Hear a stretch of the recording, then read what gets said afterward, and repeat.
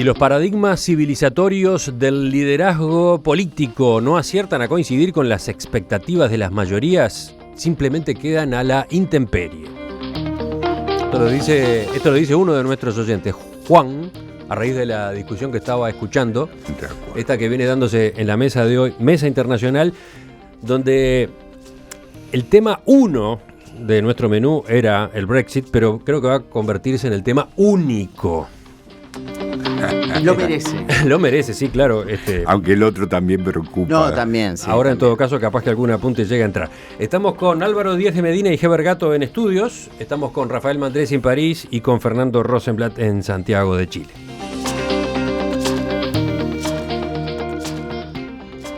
La polémica que quedó planteada aquí entre Heber y Álvaro es a propósito de qué implica el Brexit, ¿no?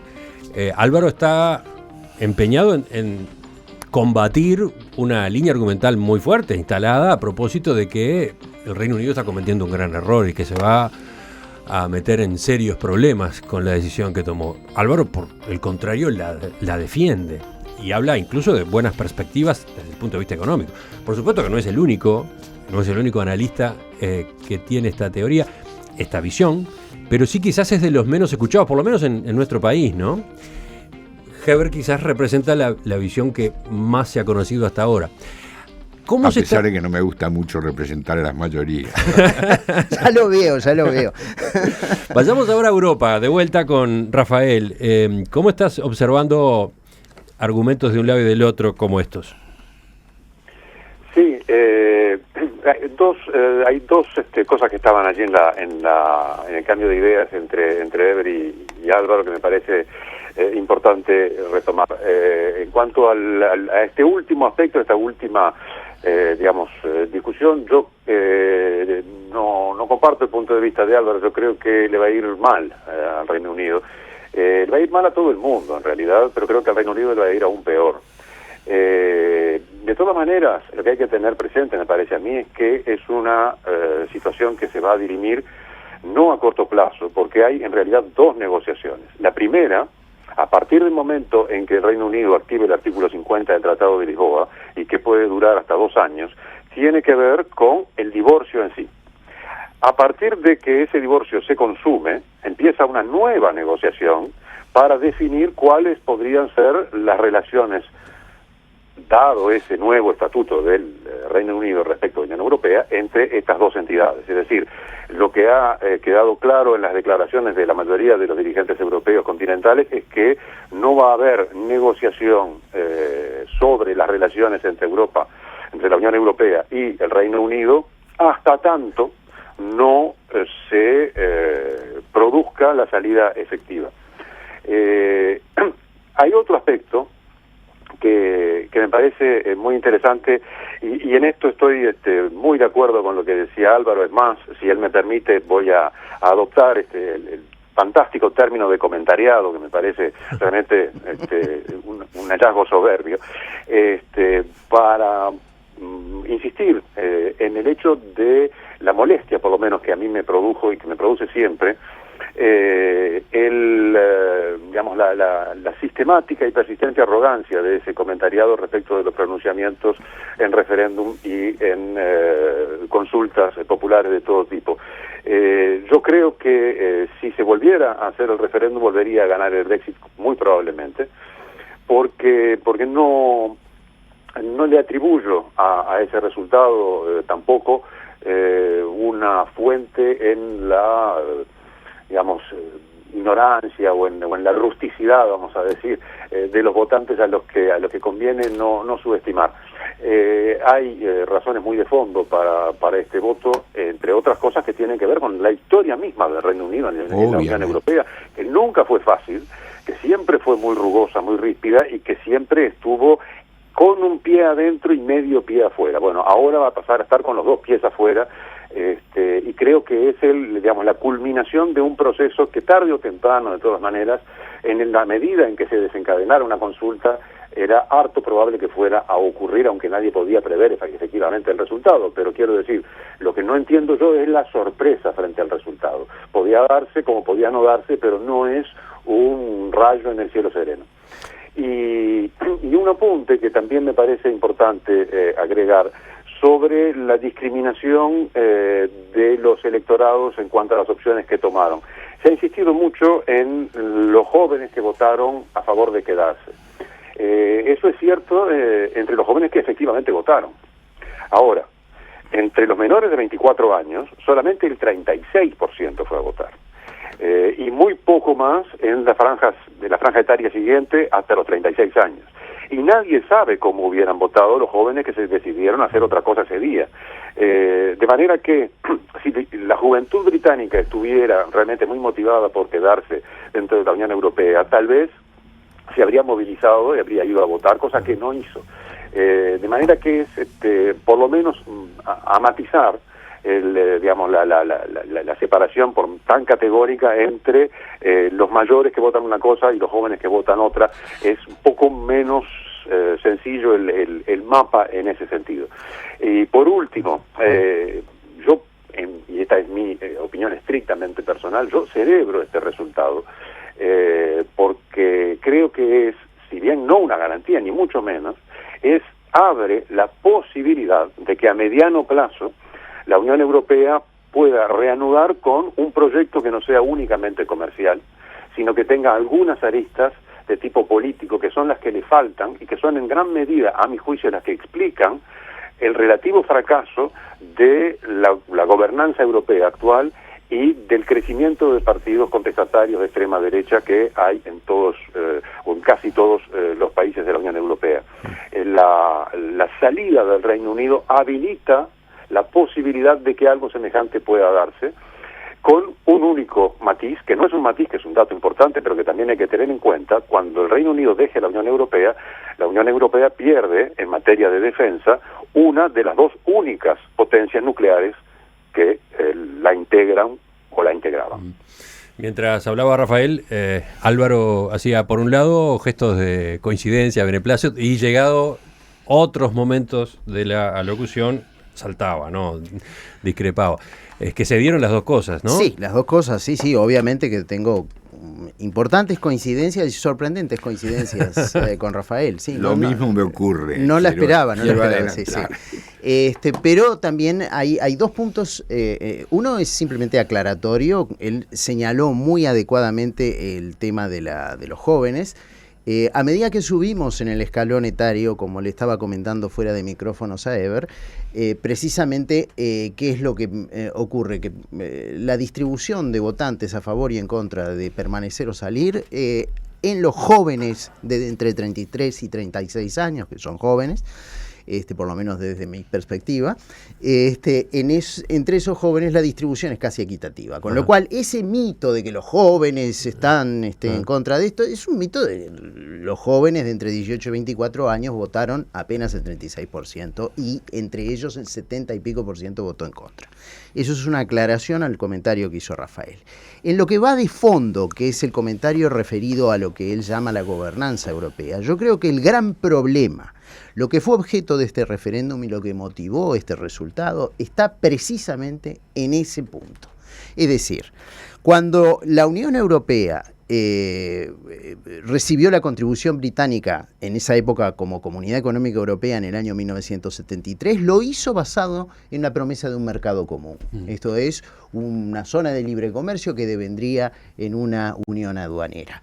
Lo que ha venido ocurriendo desde 1973 o 75, después del plebiscito de 75, hasta el día de hoy, es que en forma solapada, de espaldas a la gente, ha venido teniendo lugar un proyecto de integración política de fundamento autoritario y antidemocrático. Miremos nada más las instituciones de la Unión Europea. El Consejo de la Unión Europea, el Consejo de Ministros, apenas opera. Lo que funciona es la Comisión Europea, que nadie elige. Tiene 5 presidentes al que no puede reconocer el 8% de los encuestados en ningún lugar de Europa. Ese órgano es el que define la agenda. ¿Cómo es esto? El 8% de los encuestados no puede reconocer la fotografía de uno de los 5 presidentes de la Unión Europea. Sigamos. La agenda la define esa Comisión Europea. Hay un Parlamento Europeo que se vota, año a año cae la participación popular, que en este momento se está por encima del 38%. Empezó en el 80%, hoy está en el 30 y pico, 40%. y cae sostenidamente. ¿Por qué? Porque no hay motivación. Uno va al Parlamento Europeo, el Parlamento Europeo no genera legislación, aprueba en cada una de sus sesiones más de 400 y pico de reglamentaciones de la vida económica europea a tapa cerrada, porque no hay ser humano que lo pueda leer. Por supuesto que sí, nadie puede leer esos socotrocos, y además te lo dicen los propios europarlamentarios. Generan un peso regulatorio para la Unión Europea que uno de los comisionados de la Unión Europea en el año 2004 estimó en alrededor de 600.000 millones de euros. 600.000 millones de euros por año, que es una suma sustancialmente superior a los 120.000 millones de euros que la propia Unión Europea estima. El proyecto de integración le adiciona al PBI global, con lo cual estamos diciendo que le cuesta 5 veces más de lo que le genera. Y ese organismo que es anónimo, que es costoso, que hace 10 años que no tiene una auditoría financiera porque no puede presentar ni recibos siquiera, porque está lleno de corruptelas y corrupciones. Un pasaje en EasyJet de Londres a Bruselas cuesta 45 libras. Ese mismo pasaje se le paga al legislador 850 libras. Ese dato es tremendo. Eso fue denunciado por Nigel Farage en su primera participación en el Parlamento. Yo no tengo dudas de que la Unión Europea tiene defectos. Creo que los está señalando Álvaro. Yo no puedo asegurar de que realmente todo lo que tú dices sea así, pero descuento de que lo es porque tú lo dices. Obviamente que tiene defectos. Esos defectos son percibidos no solamente por los ingleses, sino por varias capas de otros países, pero no creo que la solución para mejorar esos defectos que son perfectibles por lo demás, que se pueden paulatinamente ir arreglando, sea romper la Unión Europea. Lo que acaba de hacer Inglaterra es,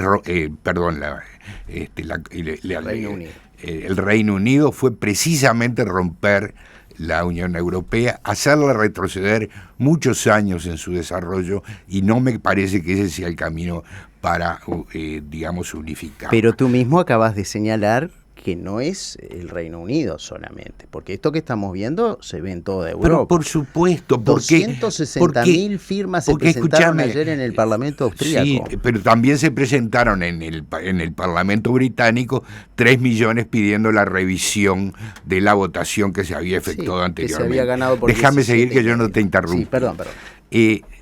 Escúchame, respecto al tema de la juventud, respecto al tema de la ignorancia, yo no estoy descalificando el voto inglés, simplemente estoy señalando hechos que son importantes en un análisis total de lo que pasó.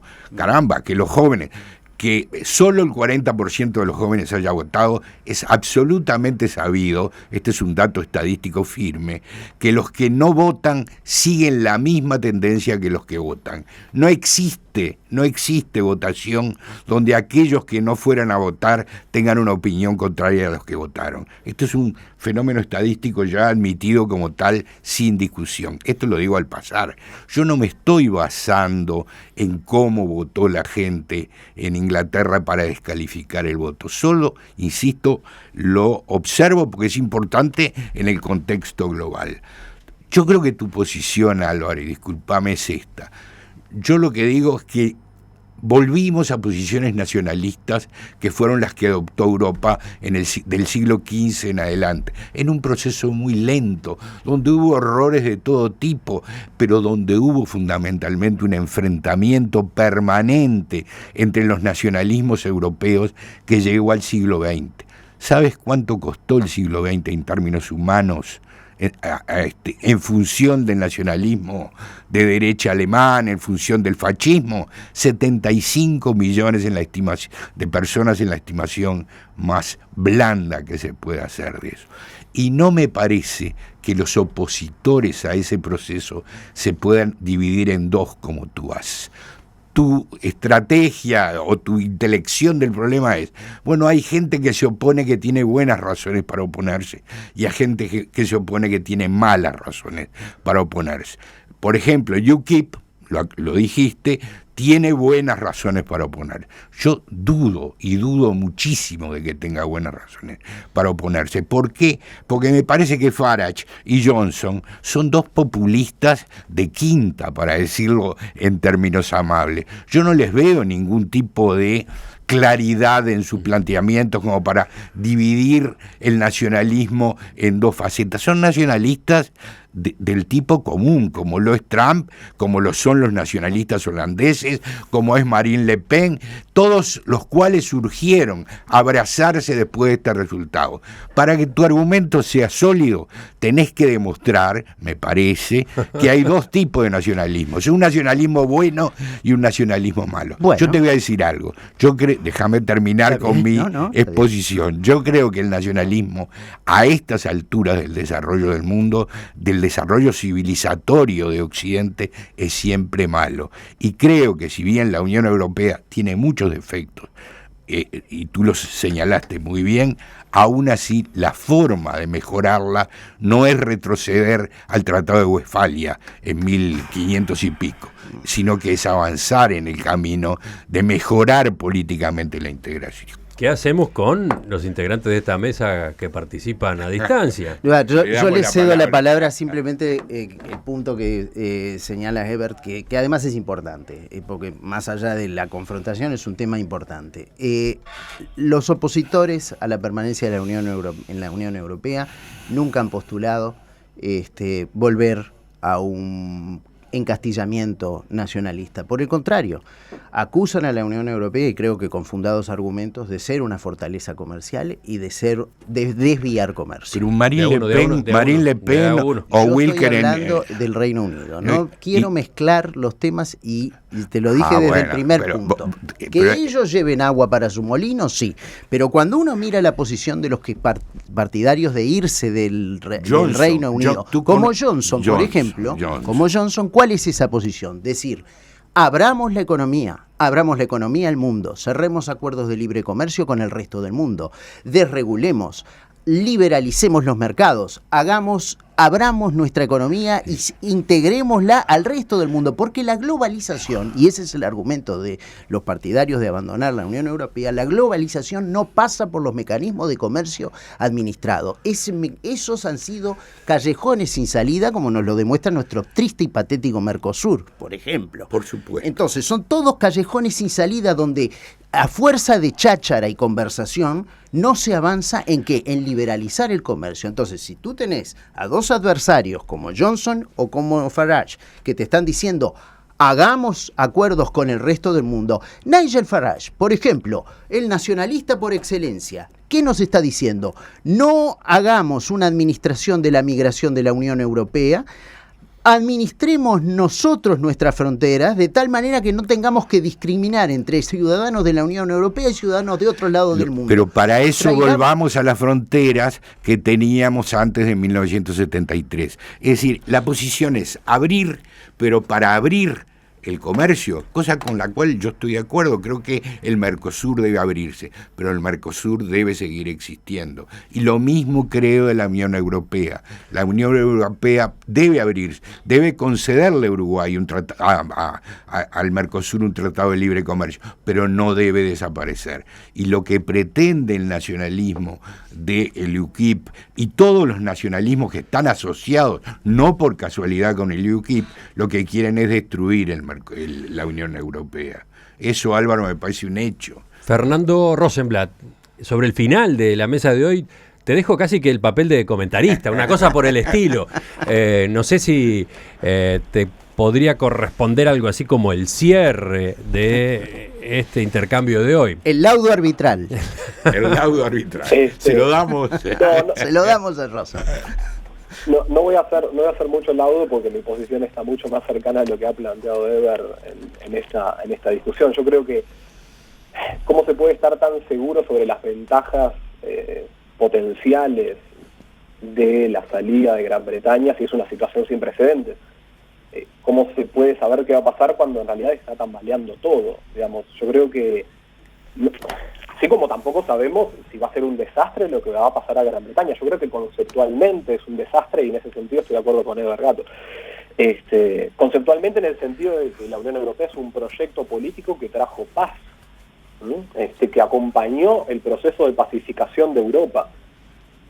No solo el siglo XX, podemos decir bastantes siglos atrás, y vamos a ver una Europa siempre convulsionada, siempre en conflicto, siempre con nacionalismos exacerbados de distinto tipo y distinto calibre. Es un proyecto político que, como todo proyecto político, como todo proyecto humano, es absolutamente imperfecto, ni siquiera imperfecto, es absolutamente imperfecto. Entre otras cosas, la forma en que se da, precisamente, y acá voy a acordar con Álvaro, y creo que todos estamos de acuerdo en este punto, respecto de la gobernanza, ¿sí? De qué manera y de qué forma se procesan políticamente esto, cómo operan los representantes, cómo se eligen, cuánto cree la gente en los representantes ante el Parlamento Europeo, etcétera, etcétera. Pero esos defectos del proyecto político no nos deben hacer pensar que la situación contrafactual de no Unión Europea o no esta Unión Europea es mejor, entre otras cosas porque no lo sabemos. Sí sabemos qué pasa cuando estos países de Europa, con estas profundas tradiciones, con estos nacionalismos tan arraigados, están separados. Eso sí lo sabemos.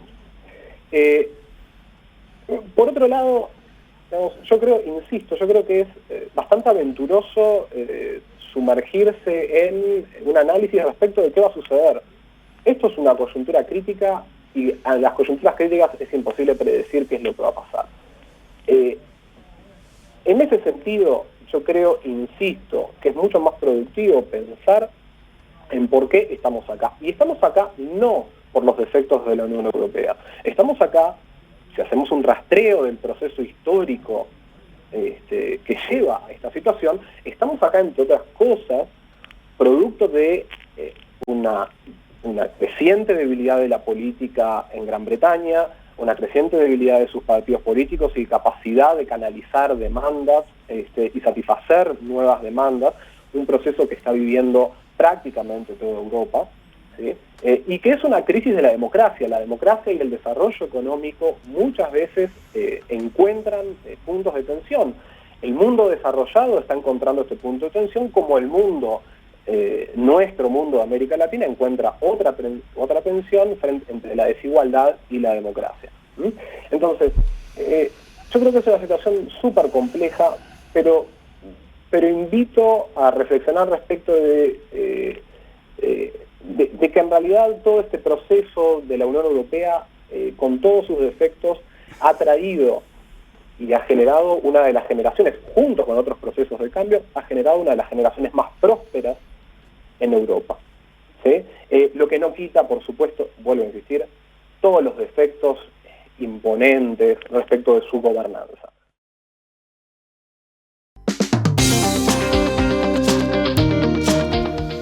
Álvaro Díez de Medina, Heber Gato, Rafael Mandresi, Fernando Rosenblatt. Les agradezco mucho la participación esta mañana en la mesa de En Perspectiva, aunque los planes cambiaron tanto sobre la marcha, y aunque incluso habiendo cambiado, igual estoy seguro que con este como tema único, igual todos se quedaron con argumentos para manejar, ¿no? Sí, además es siempre interesante debatir ideas con gente inteligente. Igualmente digo. Creo que aparecieron una serie de puntos sobre los cuales se reflexionó a fondo y otros que quedan abiertos.